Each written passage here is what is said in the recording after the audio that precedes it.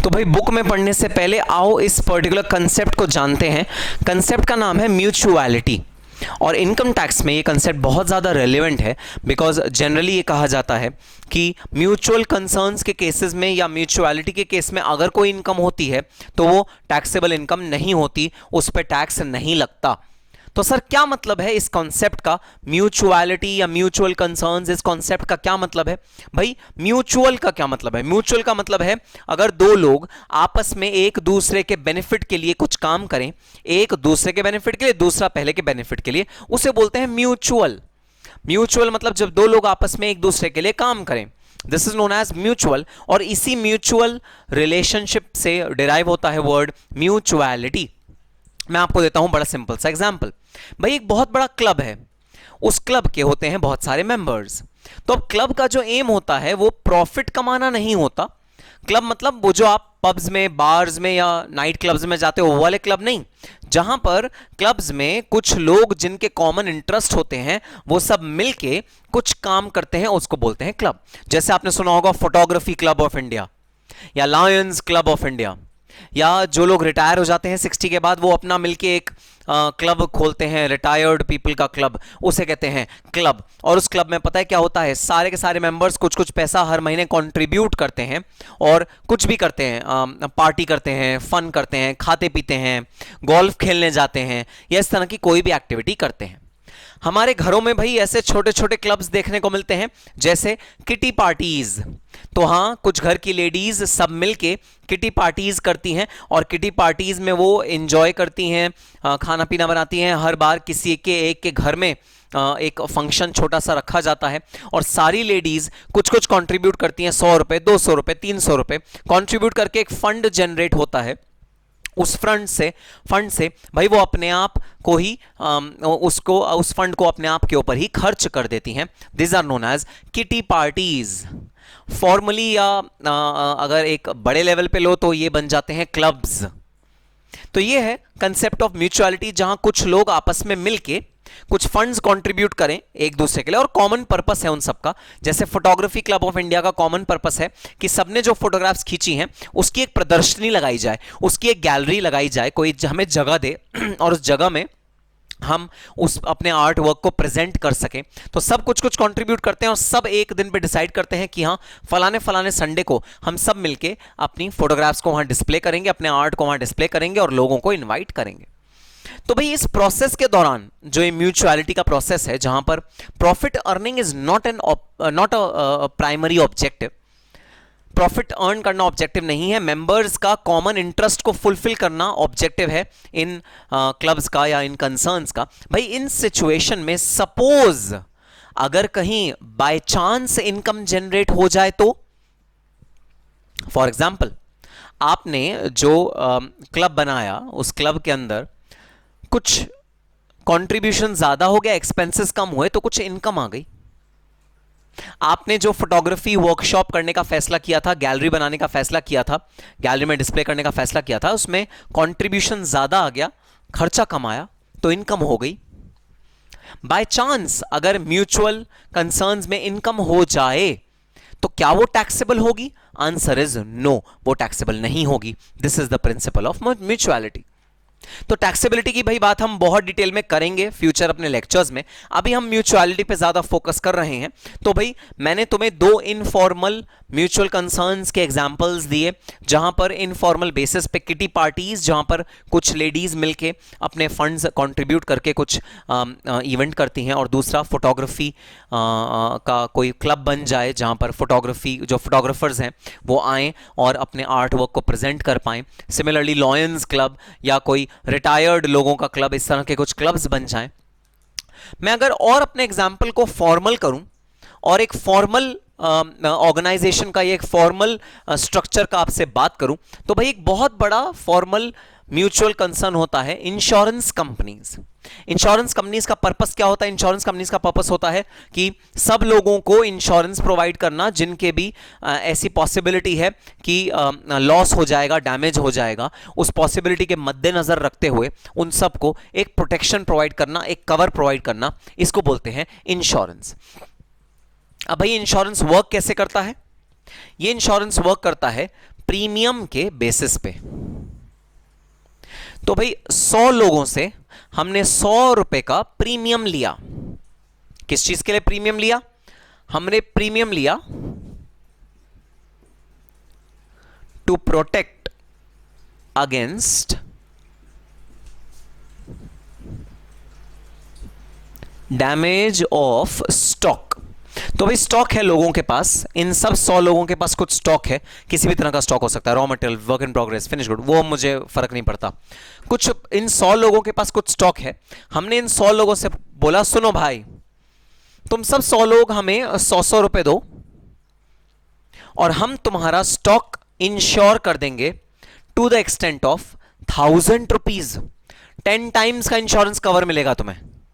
मतलब तुम हमें 100 रुपए का प्रीमियम दो, तुम हमें 100 रुपए का प्रीमियम दो और हम तुम्हारा स्टॉक कवर करेंगे to the extent of 1000 rupees. मतलब 1000 रुपीज का अगर तुम्हारा लॉस हुआ तुम्हारे स्टॉक में तो हम तुमको रीइंबर्स कर देंगे 1000 रुपीज। इसके बदले तुम्हें पे कितना करना पड़ेगा? इसके बदले तुम्हें पे करना पड़ेगा ओनली एंड ओनली 100 रुपीज। तो 10 टाइम्स का इंश्योरेंस कवर मिल रहा है। 100 रुपए देके 1000 रुपए का डैमेज कवर हो रहे हैं एक बिजनेसमैन के। हमने ऐसे 100 लोग ढूंढे जो हमारे स्कीम को खरीदने के लिए तैयार हो गए। उन्होंने हमको 100 रुपए दिए, तो जो फंड्स हमारे पास एक्यूमुलेट हो गए, वो फंड्स एक्यूमुलेट हुए 10,000 रुपीज। 100 लोगों ने 100 रुपए के फंड्स दिए और हमारे पास कितने रुपए कलेक्ट हुए? 10,000 रुपीज कलेक्ट हुए। अब हमारा जो कवर है, कवर का एक और नाम है सम इंश्योर्ड। हमारा जो इंश्योरेंस का टोटल अमाउंट हुआ, हमने जो इंश्योरेंस प्रोवाइड करी इन तमाम 100 लोगों को, वो कितने रुपए की प्रोवाइड करी? 100 लोगों को 1000 रुपए का हमने कवर दिया और 1,00,000 रुपए की हमने इंश्योरेंस इन लोगों को प्रोवाइड कर दी। हमने इन्हें वादा कर दिया कि सुनो सब के सब लोग, तुम सब का डैमेज हम कवर करेंगे to the extent of 1000 rupees. इस वादे का अगर मैं टोटल लायबिलिटी सर्टेन करूं तो वो बनी 1,00,000 रुपए। अगर 100 के 100 लोगों में डैमेज हो गया अपने स्टॉक को लेकर और 100 के 100 लोग हमारे पास मुआवजा मांगने आ गए, तो हमें कितने रुपए देने पड़ेंगे? हमें 1,00,000 रुपए देने पड़ेंगे। But going by the principle of probability which is used by the insurance companies, the chances of damage are not more than 10%. Maximum, हद से हद 10% केसेस में ही डैमेज निकल के आता है। इंश्योरेंस प्रोबेबिलिटी होती है भाई इंश्योरेंस की। बड़े बड़े इंश्योरेंस के रिस्क मैनेजर्स होते हैं जो इस तरह की प्रोबेबिलिटीज को निकालते हैं, और नेचुरल सी बात है अलग अलग रिस्क की अलग अलग तरह की प्रोबेबिलिटी होती है। तो अगर कोई बिजनेसमैन ऐसा है जिसके ऑफिस में भट्टी रखी है और कुछ ऐसा पदार्थ रखा है जो काफ़ी ज़्यादा इन्फ्लेमेबल होता है, भाई उस केस में वहाँ पर probability of risk is higher. जहाँ पर ऐसा रिस्की बिजनेस नहीं है वहाँ रिस्क इज लोअर। तो डिपेंड करता है, मिक्स भाई मिक्स होता है, कहीं हाई रिस्क कहीं लो रिस्क, ऐसा मिक्स होता है। तो नेट नेट हमारा को अप्रॉक्सीमेटली 10% के आसपास हमको एक्चुअली डैमेज वाले केसेस आते हैं। तो अगर 7 लोगों, क्योंकि 10 तो मैक्सिमम है, अगर 7 लोगों को डैमेज हुआ अपने स्टॉक में आउट ऑफ दीज 100 पीपल, और 7 को हमें 1,000 रुपए का मुआवजा देना पड़ा, तो टोटल मुआवजा हमें कितना देना पड़ा? 7,000 रुपए का मुआवजा देना पड़ा। तो देखो कितना बड़ा हमारा इंश्योरेंस का कवर मिला। हमें कवर मिला 1,00,000 रुपए का, हमने इन्वेस्ट किए थे 10,000 रुपए, और 7 लोग जिनको की एक्चुअली में डैमेज उठाना पड़ा या जिनका डैमेज हुआ, 7,000 रुपए हमारी जेब से गए। जी हां, ऐसा भी हो सकता है कि ये 7 की जगह 12 हो और हमें ज्यादा रुपए पे करने पड़े, ऐसा भी हो सकता है। लेकिन ये रेयर पॉसिबिलिटी होती है, क्योंकि जो इंश्योरेंस एजेंट्स होते हैं, जो इंश्योरेंस कंपनीज होती हैं, जो रिस्क असेसर्स होते हैं, वो मेक श्योर करते हैं कि ये जो रेशो है, ये जितना टाइम्स कवर है उससे तो कम कम ही रहे। तो यहां कवर है 10 टाइम्स, तो ये 10 टाइम्स से तो कम कम ही रहे, मतलब 10% से ये कम कम रहे, वो ये लोग इंश्योर करते हैं। अगर वो ये समझते हैं कि ये बढ़ जाएगा तो वो अकॉर्डिंगली प्रीमियम को भी बढ़ा देते हैं। वो 10 टाइम्स का कवर देने के बजाय 5 टाइम्स का कवर देंगे, 7 टाइम्स का कवर देंगे, 6 टाइम्स का कवर देंगे, depending upon what kind of risk is being insured. ये पूरा का पूरा कंसेप्ट भाई म्यूचुअलिटी के प्रिंसिपल पे बेस्ड है। म्यूचुअली लोग एक दूसरे की मदद कर रहे हैं। तो देखो 100 लोगों ने आपस में एक दूसरे की 100 लोगों की मदद करी। वो 93 लोग जिनका कोई भी डैमेज नहीं हुआ, उन्होंने इन 7 लोगों की मदद करी और इन 7 लोगों का जो डैमेज हुआ था उसको रिकवर करवाया, अपना बियर करके, अपना खर्चा बियर करके इन 7 लोगों का जो डैमेज था उसे रिकवर करवाया। This is the principle of mutuality या म्यूचुअल कंसर्न, जहां पर कुछ लोग इकट्ठा आ रहे हैं किस चीज के लिए, आपस में एक दूसरे की मदद करने के लिए। This is known as the principle of mutuality या म्यूचुअल कंसर्न। एक और भाई बड़ा फेमस, ये दिल्ली में तो बहुत ज़्यादा चलता है क्योंकि मैं दिल्ली में रहता हूँ, तो मैंने तो बचपन से सुना है इस बारे में। कमिटी डलती है, कमिटी डाल रही है, तो आपने सुना होगा अपने घर में कोई मॉम डैड मौसा जी मौसी जी कमिटी डाल रहे होंगे और वो कहेंगे इस महीने हमारी कमिटी निकलेगी तो हम तो अमीर हो जाएंगे, माला माल हो जाएंगे। इस कमिटी का क्या कॉन्सेप्ट है, आओ जानते हैं।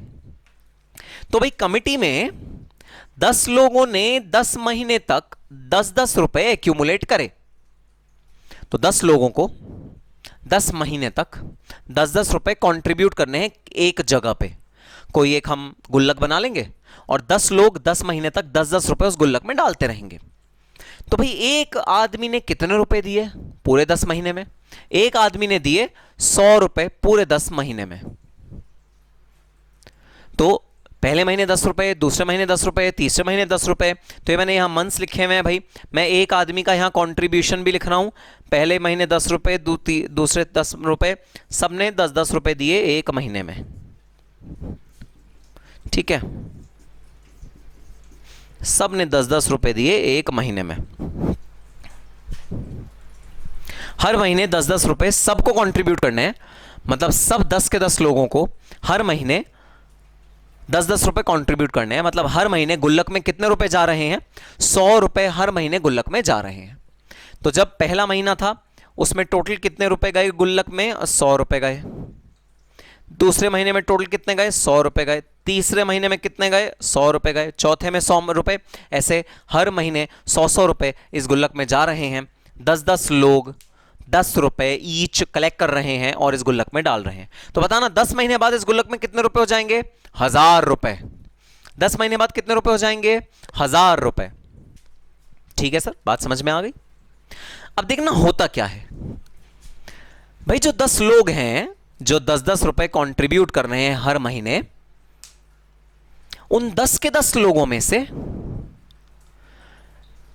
यह बोला जाता है कि भाई किसे अपनी कमेटी पहले खोलनी है। पहले खोलनी मतलब क्या तुम्हें पैसों की जरूरत है?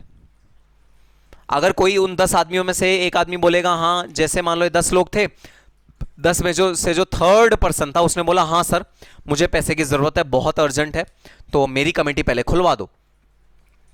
आप कहोगे ठीक है तुम अपनी कमेटी पहले खोल लो। तो भाई थर्ड पर्सन जो है इसने तुम्हें 10 रुपए दिए पहले महीने में, ये टोटल तुम्हें कितने रुपए देगा 10 महीने मिला के? 100 रुपए देगा ये तुम्हें पूरे 10 महीने मिला के।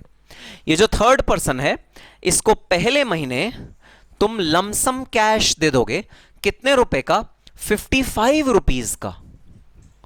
तो ये आदमी थोड़ा सा घबराएगा, कहेगा अरे ये क्या बात हुई, मैं तुम्हें 10 महीने के अंतराल में दूंगा पूरे 100 रुपए और मैं तुम्हें लमसम वापस पैसे देने के लिए कह रहा हूं वन टाइम, तुम मुझे दे रहे हो सिर्फ 55 रुपए, 45 रुपए कहां गए?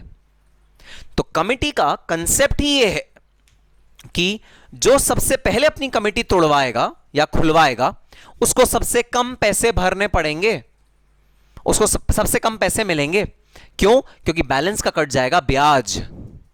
भाई इंटरेस्ट भी तो एक एलिमेंट होता है।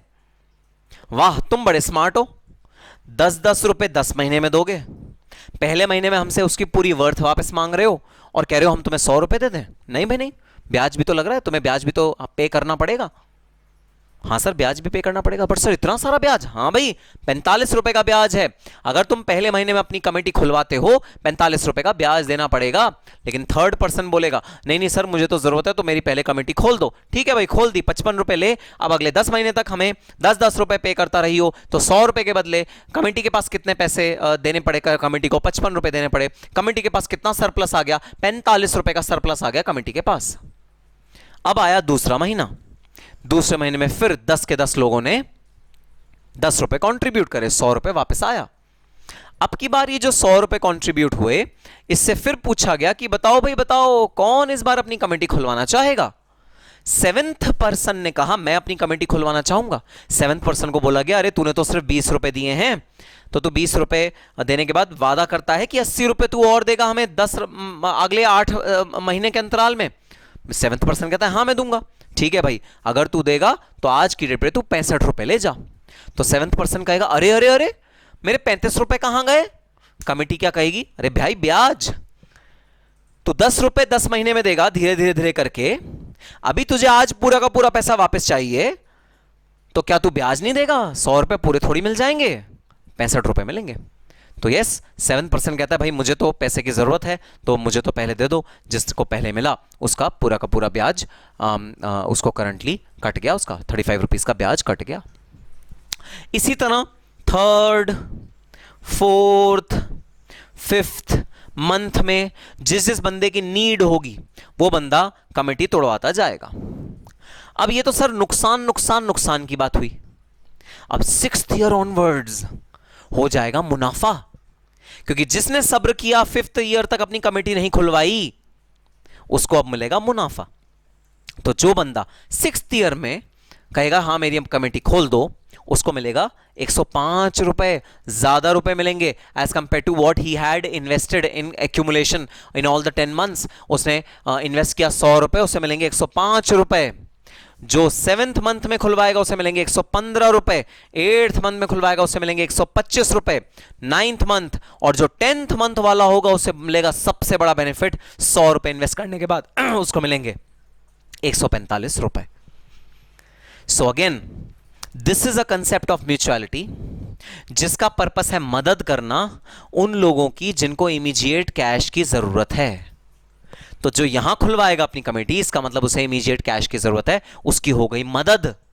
और उन लोगों के लिए यह बन जाएगा एक इन्वेस्टमेंट का सोर्स जिन लोगों को पैसे की इमीडिएट जरूरत नहीं है, उनके लिए बन जाएगा इन्वेस्टमेंट का सोर्स और इन्हें मिलेगा ब्याज अपनी इन्वेस्टमेंट पे।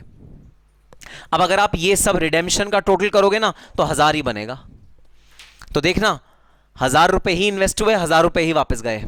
लेकिन based on principle of maturity दो लोगों का भला हो गया, उन लोगों का जिनको पैसे अर्ली चाहिए थे और उन लोगों का जिनको पैसे इन्वेस्ट कहीं करने थे। तो जिनको इन्वेस्ट करने थे उनके पैसे इन्वेस्ट हो गए, जिनको पैसों की जरूरत थी उनके पैसे उनको मिल गए। This is the concept of mutuality, again popularly known as committee in the Indian context. Again मदद करना पर पर्सपेक्टिव है, कोई बिजनेस नहीं कर रहे भाई हम कोई प्रॉफिट मेकिंग एपरेटस क्रिएट नहीं कर रहे, हम कोई प्रॉफिट मेकिंग एक्टिविटी नहीं कर रहे, हम सिंपल और सिंपल एक दूसरे की मदद कर रहे हैं। और ये मदद का तरीका है कमिटी रिलीज करना और मदद का तरीका है इंश्योरेंस करवाना। This is the concept of mutuality या म्यूचुअल कंसर्न। तो क्योंकि आप सब मिलके एक दूसरे की मदद कर रहे हो, क्योंकि यहां भी आप सब मिलके एक दूसरे की मदद कर रहे हो, इनकम टैक्स कहता है कि आप अगर अपने आप से ही कोई ट्रांजैक्शन कर रहे हो उस पे टैक्स नहीं भरना पड़ता। तो यहां जो ट्रांजैक्शन हो रही है वो ये 100 पीपल मिलके बाहर की दुनिया के साथ नहीं कर रहे, वर्ल्ड के साथ नहीं कर रहे, ये तो अपने आपस में ही कर रहे हैं। 100 लोग अपने आपस में ही ट्रांजैक्शन कर रहे हैं। इसी तरह यहां जो 10 लोग हैं वो अपने आपस में ही ट्रांजैक्शन कर रहे हैं, एक दूसरे के साथ ऑर्गेनाइजेशन बना के एक दूसरे के साथ ही ट्रांजैक्शन हो रही है। कोई बाहर के वर्ल्ड में जाके प्रॉफिट थोड़ी बना रहे हैं, आपस में ट्रांजैक्शन कर रहे हैं।